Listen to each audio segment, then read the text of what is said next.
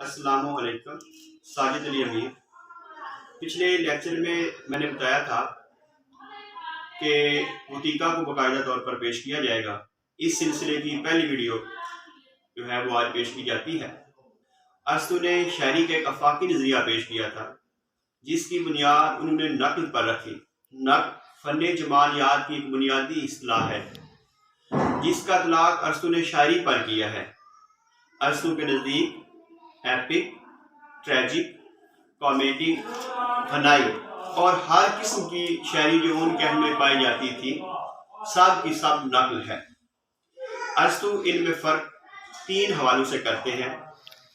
Number 1، نقل کے مختلف ذرائع کے لحاظ سے۔ نمبر 2، مختلف چیزوں کی نقل کے حوالے سے۔